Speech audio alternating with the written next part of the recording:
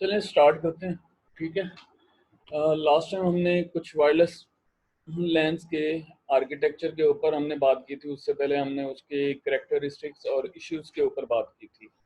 ठीक है, अभी जो हम बात करेंगे फ्रेम फॉर्मेट की बात करेंगे कि एक वायरलेस के अंदर फ्रेम किस तरह से इंफॉर्मेशन लेके जाता है या उसके अंदर कौन कौन सी इंफॉर्मेशन अवेलेबल होती है। जैसा कि हमने लास्ट टाइम हमने कुछ चीज़ें डिस्कस की थी कि पैकेट डिलीवर होता है। ठीक है, उस पैकेट में किस किस्म की इंफॉर्मेशन होती है। जैसे हमने आर्किटेक्चर में ये देखा था कि जब आपका एक इंफ्रास्ट्रक्चर नेटवर्क है तो इंफ्रास्ट्रक्चर नेटवर्क के अंदर कुछ डिवाइसेस आपके मोबाइल डिवाइसेस और कुछ डिवाइसेस आपके फिक्स या स्टेशनरी डिवाइसेस होते हैं, जैसे एक्सेस पॉइंट। फिर हमने एक और बात की थी जिसमें हमने डिस्ट्रीब्यूटेड सिस्टम की बात की थी, याद है? डिस्ट्रीब्यूटेड सिस्टम की भी हमने बात की थी कि जब आपका ईएसएस बनता यस है, सर। जब आपका ईएसएस बनता है तो दो या दो से ज़्यादा बीएसएस डिस्ट्रीब्यूटेड सिस्टम से कनेक्ट होते हैं तो वो आपका ईएसएस बनता है, ऐसे ना भाई? ऐसे ही है। Yes sir. तो उसमें जब यस आपका, सर। अच्छा चलें एक ही साथ शुरू होते हैं फिर सारे ही। अच्छा, तो वो जो वायरलेस नेटवर्क के अंदर फ्रेम मूव होते हैं, अब उनमें जो फ्रेम के ऊपर जो इंफॉर्मेशन होती है, मींस के फ्रेम के अंदर जो इंफॉर्मेशन होती है उसमें 9 फील्ड होती हैं। ठीक है, 9 फील्ड्स होती हैं उस फ्रेम के ऊपर, यानी फ्रेम के अंदर 9 किस्म की फील्ड होती हैं जिसके बिहाफ पर सेंडर या डेस्टिनेशन को अंडरस्टैंडिंग होती है ये किस किस्म का फ्रेम है। ठीक है, उस फ्रेम के अंदर ही सारी इंफॉर्मेशन है। सबसे पहले जो आपके पास 2 बाइट का पोर्शन है या 2 बाइट की फील्ड है, उन 9 फील्ड के अंदर पहली जो फील्ड है उसको हम कहते हैं frame control, FC. FC stand for frame control. ये आपके फ्रेम के बारे में फर्दर इंफॉर्मेशन 2 बाइट पर मुश्तमिल रखता है। मींस कि उसमें क्या इंफॉर्मेशन होती है कि प्रोटोकॉल कौन सा यूज़ हो रहा है और उसकी टाइप क्या है, सब टाइप क्या है, उसके बाद two D S, from D S, ये फर्दर उसकी सब फील्ड्स है। ये किसकी फील्ड है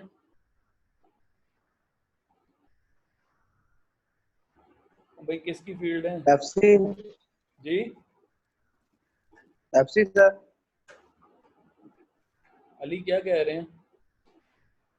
सर एफसी की फील्ड। एफसी की फील्ड है। एफसी को एक्सपेंड किया हुआ है।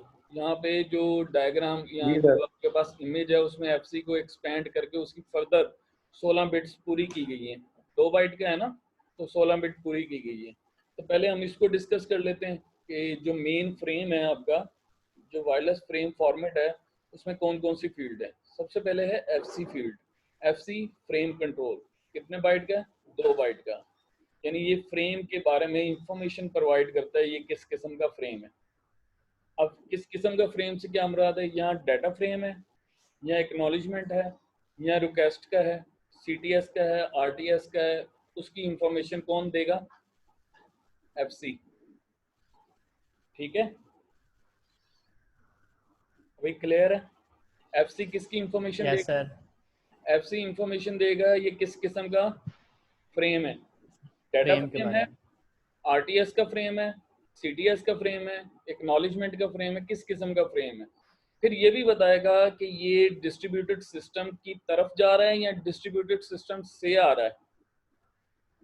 फिर उसके बाद फ्रेगमेंटेशन की भी बात करता है। फ्रेगमेंटेशन का मतलब आपने पहले भी अंडरस्टैंड किया हुआ है कि जब आप एक पैकेट सेंड करते हैं डेस्टिनेशन को या रिसीवर को, तो उसकी फ्रेगमेंटेशन होती है।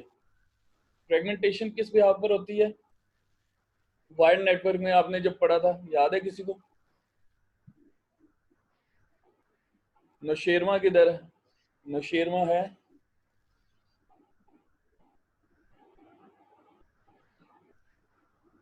सर फ्रेगमेंटेशन है, छोटे छोटे पैकेट्स में डिवाइड कर देते हैं क्यों उसको। क्यों होते हैं वकास? वो पूछना चाह रहा हूँ, क्यों पैकेट्स में, छोटे पैकेट्स में डिवाइड होते हैं? Yes sir. रीजन पूछ रहा हूँ, रीजन। फ्रेगमेंटेशन की रीजन क्या होती है? सर सर क्योंकि इतना अगर ना एट अ टाइम जा सके तो फ्रेगमेंट छोटा छोटा डाटा ज्यादा सर, स्पीड से चला जाता है। विकास एक मिनट चुप करें, नुमान भी बात कर रहा है एक ही वक्त में। नुमान बोले। सर रिसीवर की वजह से कि उसकी कितनी कैपेसिटी है, फिर उस लिहाज से फ्रेगमेंटेशन की जाती है कि उसने कितना रिसीव कर सकता है वो। नहीं नहीं नहीं नहीं, मैं सिंपल नेटवर्किंग में सर नेटवर्किंग में मैं पूछ रहा हूँ। हाँ जी आप। सर ताकि सर डाटा जो लॉस्ट होता है ताकि दोबारा से सेंड ना हो, मतलब जो पैकेट लॉस्ट हो वहीं से सेंड हो जाए। दोबारा बोलें। सर डाटा अगर लॉस्ट हो, फॉर एग्जांपल अगर डाटा लॉस्ट हो जाए तो जो पैकेट लॉस्ट होगा वहीं से सेंड होगा, दोबारा अगेन पूरा नहीं सेंड होगा डाटा। कंप्लीट डाटा सेंड नहीं होता, वो वही पैकेट सेंड होगा, रीसेंड होगा जो लॉस्ट हुआ है। ये बात तो समझ आ गई। ये वायरलेस में यही लॉजिक को बेस बनाकर फ्रेगमेंटेशन परफॉर्म की जाती है, मतलब छोटे छोटे पैकेट बनाए जाते हैं। मैं वायर्ड की बात कर रहा हूँ, तो वायर्ड में ये कैटेगरी, ये इशू तो नहीं है, क्योंकि वायरलेस में इशू ये है कि आपका जो मीडिया होता है वो नॉइजी मीडिया होता है, यानी कि जो आपकी एनवायरनमेंट होती है वो नॉइजी एनवायरनमेंट होती है, जिसकी वजह से आपके जो पैकेट हैं वो डिस्टर्ब हो सकते हैं, मतलब आपका डाटा डिस्टर्ब हो सकता है। अगर वो पैकेट आपका या डाटा आपका डिस्टर्ब होता है, लॉस्ट होता है किसी वजह से, तो वो पूरा का पूरा डाटा आपको दोबारा से रीट्रांसमिट करना पड़ता है। तो यहाँ पे फिर आप उसको क्या करते हैं, एक बड़े पैकेट को आप छोटे छोटे पैकेट्स में आप डिवाइड कर देते हैं, उसको फ्रेगमेंटेशन बोलते हैं, ठीक है। लेकिन वायर्ड नेटवर्क में कैसे होता है, क्यों होता है? वहाँ पे नॉइजी एरिया तो नहीं होता है, नॉइजी एनवायरनमेंट तो नहीं होते, वायर होती है, वायर एक पॉइंट टू पॉइंट कनेक्टिविटी होती है, तो वहाँ पे आपके पास फ्रेगमेंटेशन का क्या सिनेरियो है? हाँ जी, एहसान बताएंगे।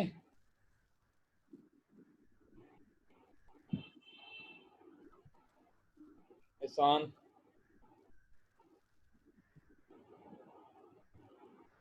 इम्तियाज, तो इम्तियाज का रोल नंबर 26 है ना? Yes sir. एहसान, मैंने पूछा है कि वायर्ड नेटवर्क के अंदर फ्रेगमेंटेशन किस बिहाफ पर होती है?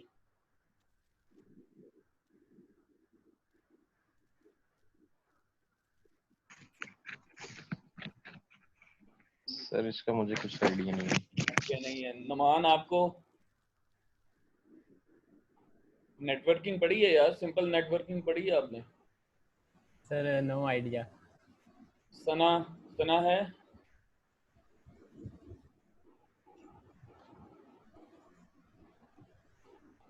सर यूजर की रिक्वायरमेंट के हिसाब से भी हो सकता है, जितना डाटा नहीं नहीं नहीं, रिक्वायर्ड हो। ऐसा नहीं है, ऐसा नहीं है। हाँ सर। और उमेरा, आमिना, और कौन कौन है इधर?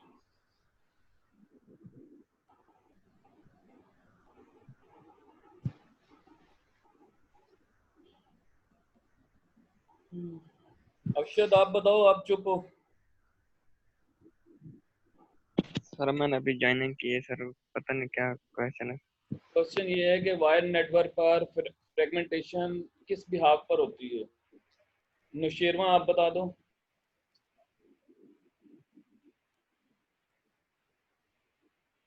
No idea sir. No idea. MTU का नाम सुना है? एमटीयू,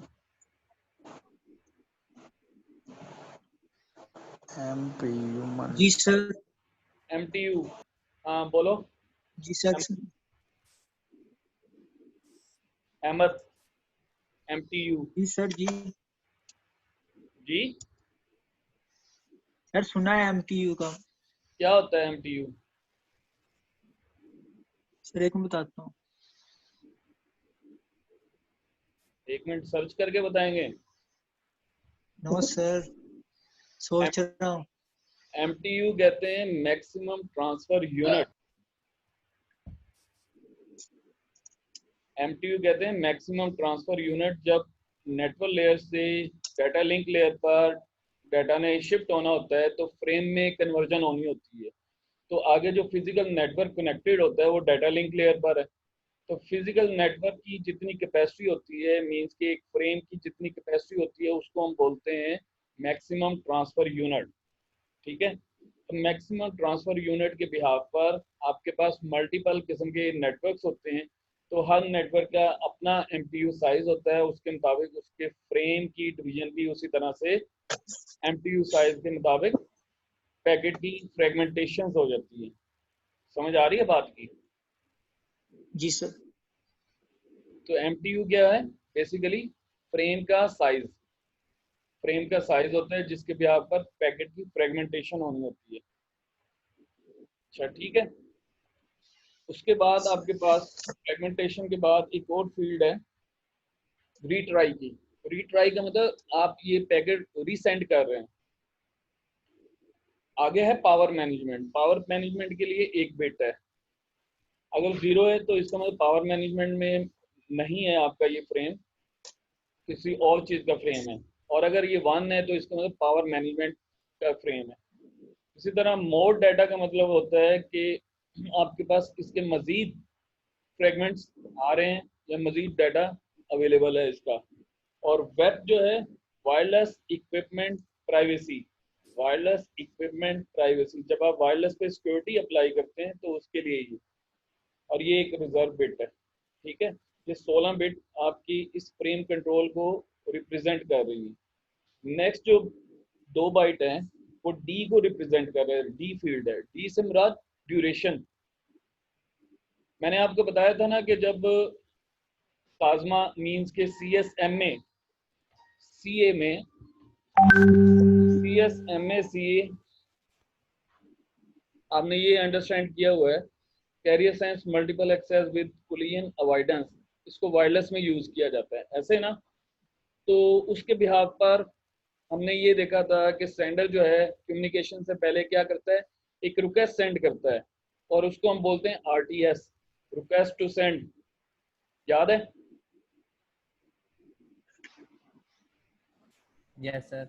और मैंने ये भी बताया था रिक्वेस्ट टू सेंड है या क्लियर टू सेंड है, उसके अंदर इंफॉर्मेशन होती है कि कितनी देर के लिए कम्युनिकेशन परफॉर्म होगी। वो जो ड्यूरेशन है वो डी में एंट्री होगी। ठीक है, वो जो टाइम ड्यूरेशन है, कम्युनिकेशन का ड्यूरेशन है, वो यहाँ पे डी की जगह प्लेस होगा। 1 मिनट होल्ड कीजिएगा, मैं फोन आ रहा है एक ऑफिस से। अच्छा जी, अभी हम बात ये कर रहे थे कि हमारे पास जो फ्रेम के अंदर जो सेकंड फील्ड है वो ड्यूरेशन को रिप्रेजेंट करती है। जैसे मैंने आपको पहले बताया था कि जो RTS है या CTS है उसमें कम्युनिकेशन के लिए ड्यूरेशन लिखा होता है, मेंशन होता है कि कितनी देर के लिए कम्युनिकेशन अकर होनी है। और इस ड्यूरेशन के लिहाज से बाकी जितने भी डिवाइसेस हैं जो उस नेटवर्क के अंदर डिवाइसेस हैं वो क्या करते हैं,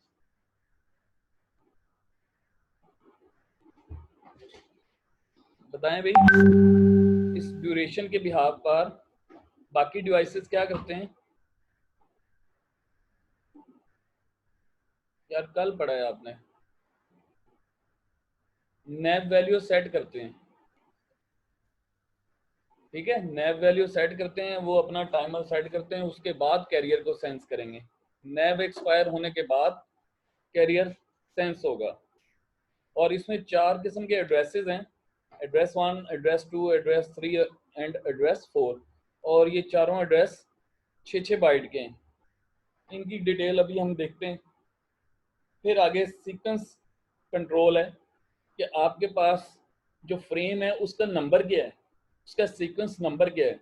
और ये 2 बाइट का है। बेसिकली ये कितने बाइट का है? 2 बाइट का। इसमें जो पहले 4 बाइट होते हैं ना, पहले 4 बाइट कंट्रोल सीक्वेंस कंट्रोल के अंदर पहले 4 बाइट 4 बिट्स ये फ्रेगमेंट को रिप्रेजेंट करते हैं और अगले 12 बिट जो हैं वो उसके सीक्वेंस नंबर को रिप्रेजेंट करेंगे। इसका मतलब ये है कि एक पैकेट के जितने भी फ्रेगमेंट्स बनेंगे तमाम में आखिरी जो 12 बिट होंगी ना वो सीक्वेंस नंबर के होंगे और वो सेम होंगे। ठीक है, क्लियर?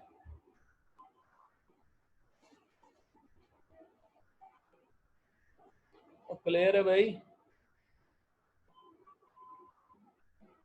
जी sir. Yes sir. Yes sir. अच्छा, उसके बाद हमारे पास जो नेक्स्ट फील्ड है फ्रेम बॉडी की है।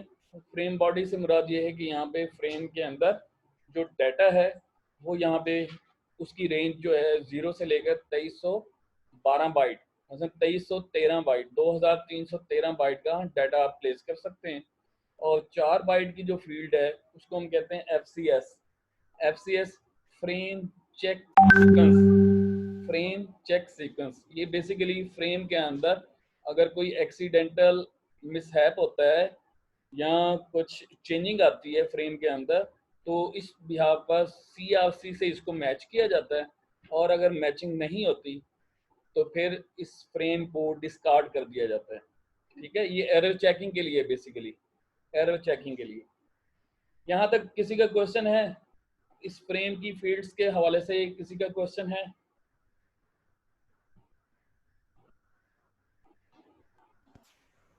No sir. नहीं?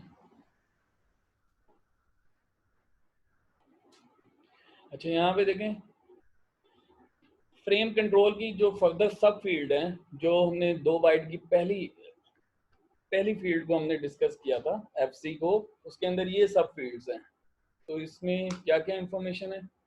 इसमें वर्जन है और इसमें टाइप है, और टाइप कौन सी है? मैनेजमेंट, कंट्रोल और डाटा, यानी किस किस्म का फ्रेम है। फिर आगे इसकी फर्दर सब टाइप्स होती हैं। सब टाइप्स में मैंने आपको बताया था कि यहाँ तो फ्रेम आरटीएस का होगा, यहाँ डाटा का होगा, यहाँ सीटीएस का होगा, या एक्नॉलेजमेंट का होगा। तो यहाँ पे अगर इस टेबल को आप गो थ्रू करें तो इस टेबल में आप ये देखें, ये इंफॉर्मेशन सब टाइप की, रिक्वेस्ट टू सेंड आरटीएस या सीटीएस या एक्नॉलेजमेंट, ये इंफॉर्मेशन सब फील्ड के अंदर अवेलेबल होगी। ठीक है, उसके बाद 2DS। 2DS का मतलब two distributed system. From DS का मतलब फ्रॉम डिस्ट्रीब्यूटेड सिस्टम। अब डिस्ट्रीब्यूटेड सिस्टम से क्या मुराद है, बताएंगे?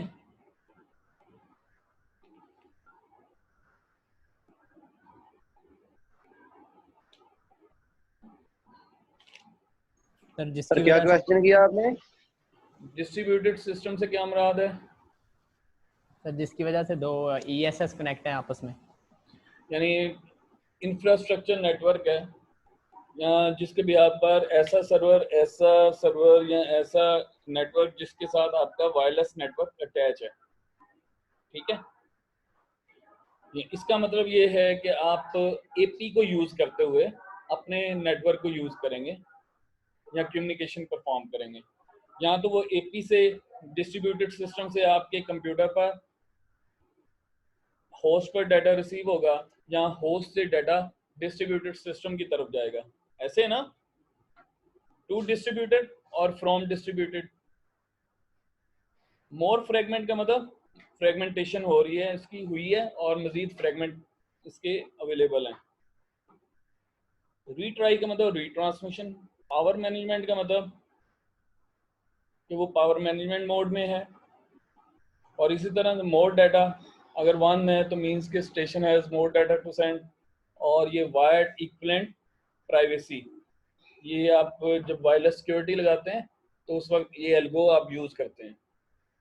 ठीक है, क्लियर? Yes sir.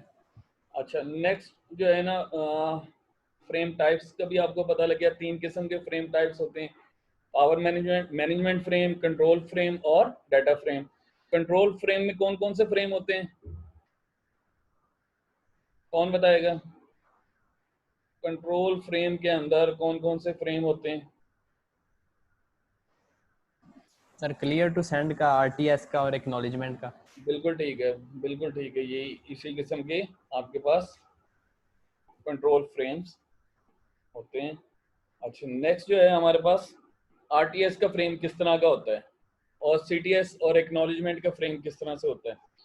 आरटीएस के फ्रेम में फ्रेम कंट्रोल, ड्यूरेशन, एड्रेस 1 और एड्रेस 2 और एफसीएस, ये 5 फील्ड होती हैं आरटीएस में। और सीटीएस में और एक्नॉलेजमेंट में 4 फील्ड होती हैं।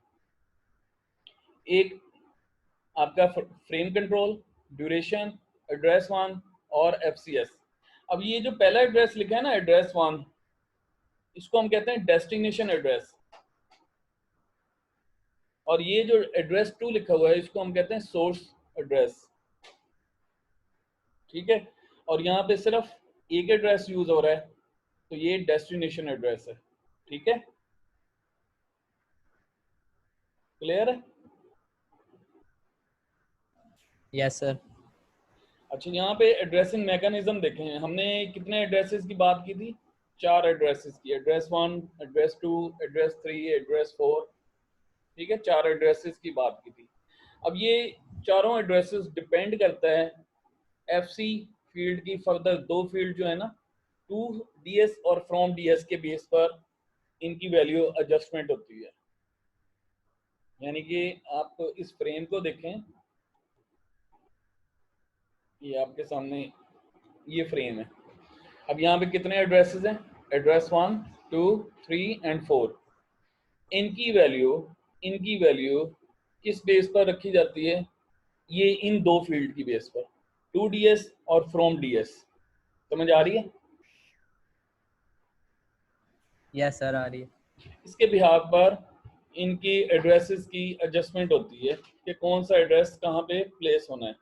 तो जब आपके पास अब ये 2 फील्ड है ना, 2 फील्ड, ये 2 फील्ड है ना, तो इसका मतलब ये है कि ये दोनों एक एक बिट के हैं, तो इनके 4 कॉम्बिनेशन बनेंगे।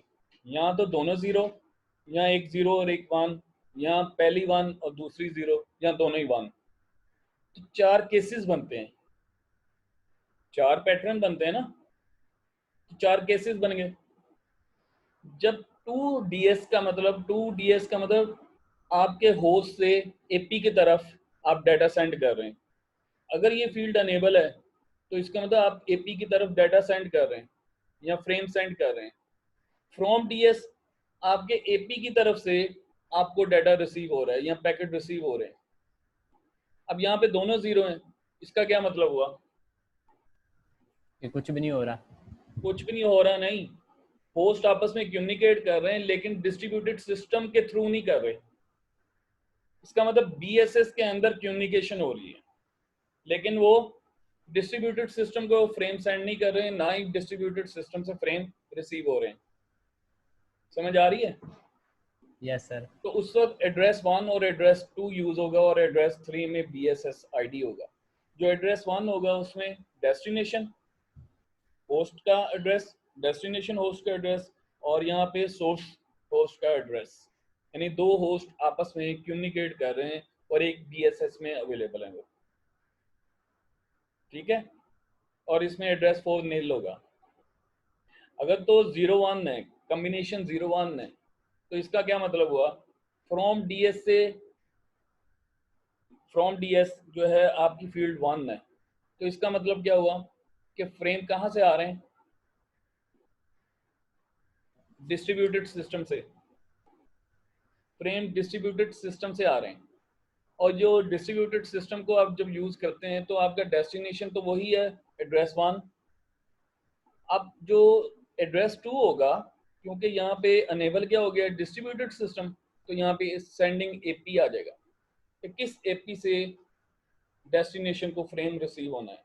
तो सेंडिंग एपी का एड्रेस यहाँ पे अवेलेबल होगा या यहाँ पे लिखा जाता है, और जो सेंडर होता है जिसने डाटा फ्रेम सेंड किए हुए हैं, आरटीएस किया है या आप यूँ कह लें सीटीएस है या एक्नॉलेजमेंट है या डाटा है, तो वो उसका एड्रेस यहाँ पे एड्रेस 3 में, और इसका एड्रेस 4 भी नील होगा, खाली होगा, एम्प्टी होगा। तीसरा केस क्या है कि आप होस्ट के तौर पर फ्रेम सेंड कर रहे हैं किसको? डिस्ट्रीब्यूटेड सिस्टम को। यानी आप सोर्स मींस के आपके होस्ट से डाटा सेंड कर रहे हैं एक एपी को, फ्रेम सेंड कर रहे हैं एक एपी को। तो यहाँ पे जो डेस्टिनेशन वाले पोर्शन है, यानी ये एड्रेस 1 रिसीविंग एपी का होगा कि किस एपी को आप सेंड कर रहे हैं और कौन कर रहा है। सोर्स यहाँ पे लिख दिया है, और डेस्टिनेशन किस कंप्यूटर के लिए आपने ये भेजा है, ठीक है, किस कंप्यूटर के लिए फ्रेम सेंड हुआ है, किसने किया है? सोर्स ने। और उसके बाद एड्रेस 4 भी इसमें नील होगा। अगर तो दोनों 1 है, अगर दोनों फील्ड 1 है, कॉम्बिनेशन 1-1 का है, इसका मतलब क्या है डिस्ट्रीब्यूटेड सिस्टम से डिस्ट्रीब्यूटेड सिस्टम की तरफ, यानी दो एपी इन्वॉल्व हैं, एक सेंडिंग एपी, एक रिसीविंग एपी, और एक डेस्टिनेशन, एक सोर्स, यानी दो होस्ट और दो एपी इन्वॉल्व हैं, तो 4 एड्रेस यूज होंगे। ये पॉइंट समझ आया? ये पॉइंट समझ आया? सर दोबारा बता दें ये पॉइंट। भाई जब टू डीएस और फ्रॉम डीएस दोनों 1-1 है, 1-1 का कॉम्बिनेशन है, इसका मतलब डीएस से डीएस की तरफ फ्रेम सेंड होना है, एक डीएस से दूसरे डीएस को फ्रेम सेंड होना है। तो वो फ्रेम कौन सेंड कर रहा है? होस्ट सेंड कर रहे हैं ना, एक सेंडिंग होस्ट है, एक रिसीविंग होस्ट है, लेकिन दरमियान में क्या इन्वॉल्व हो गए? दो डिस्ट्रीब्यूटेड सिस्टम, दोनों डिस्ट्रीब्यूटेड सिस्टम है ना एक। तो इसका मतलब ये हुआ कि दो होस्ट हैं और दो आपके एपी हैं, तो उस वक्त चारों एड्रेसेस यूज होंगे, चारों एड्रेस यूज होंगे, एक रिसीविंग एपी, एक सेंडिंग एपी, और एक डेस्टिनेशन, एक होस्ट सोर्स। एड्रेस 1 जो होता है ना, हमेशा ये वो एड्रेस होता है जिस पे नेक्स्ट फ्रेम ने विजिट करना है या फ्रेम ने नेक्स्ट पहुंचना है, ठीक है। और एड्रेस 2 वो होगा जहां पे फ्रेम इस वक्त अवेलेबल है। दोबारा, एड्रेस 1 वो होगा जहां पे फ्रेम सेंड होना है वेरी नेक्स्ट, और इस वक्त किसके पास वो फ्रेम है, वो एड्रेस 2 है आपका, ठीक है। समझ आइए इस बात की?